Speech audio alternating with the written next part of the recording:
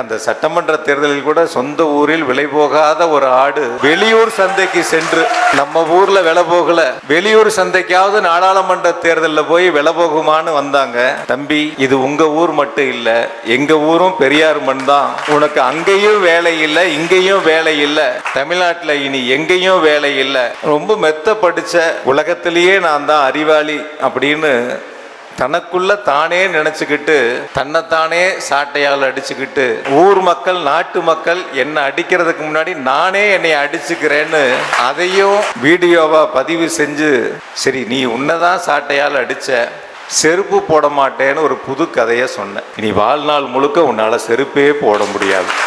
கொஞ்சம் யோசிச்சு சபதத்தை எடுத்துக்க. 400 நாளுக்கு மேலே ஜெயிலில் இருந்தார். அப்போ தெரியலையே ஆடு என்ன பண்ணிச்சுன்னு. ஆடால தான் நீ உள்ளே போன, ஆடோடைய வாட்ச் என்ன வேலைன்னு கேட்டு தான் நீ உள்ளே போன. இன்னைக்கு அதே ஆடு சாட்டையில் அடிச்சுக்குதுன்னு சொல்றிய. இந்த சாட்டை திரும்ப உன்னை அடிப்பதற்கு வெகு நாள் இல்லை. போன தடவைனாச்சு 400 நாள். இந்த தடவை போனாக்கா குற்றம் நிரூபிக்கப்படுவார், நீ ஜெயிலை விட்டு வெளில வர முடியாது. இவர் வாயை வச்சுட்டு சும்மா இருந்திருந்தாருன்னா அண்ணாமலை என்பவர் மொத்த போலீஸ்லையும் வெளியிட்டிருக்க மாட்டார்.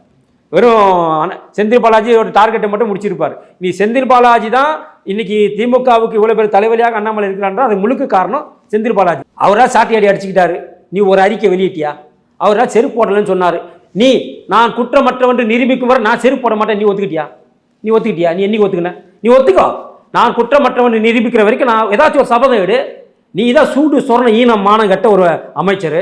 உன்னை வந்துட்டு ஒரு பெரிய வழக்கு இருக்குது. அந்த வழக்கு இருக்குன்னு தெரிஞ்சோம், நீ குற்றம் நிரூபிக்கப்பட்டதுன்னு தெரிஞ்சோம், உனக்கு ஜெயில் தண்டனை கிடைக்க போகுதுன்னு தெரிஞ்சோம், நீ என்ன பண்ணுற? மக்களை காப்பாற்றுறதுக்காக வந்த ஒரு தலைவரை பார்த்து நீ சாட்டையில் அடிச்சுக்கிற ஆடுங்கிற. அந்த ஆடு உன்னை என்ன பண்ணுன்னு தெரியுமா? நாளைக்கு அவர் மாநில தலைவர்லாம் கூட ஆடு மேய்க்க போயிடுவார். நீ போயிடுவியா? உன்னை செக்யூரிட்டி வேலை கூட ஆளை சேர்க்க மாட்டான். ஏன்னா நீ ஊழல்வாதி, நீ திருட்டுத்தனம் பண்ணவன், நீ பேமானி, மொல்ல மாதிரி. நீ உன்னை எவன் சேர்ப்பா? உன்னை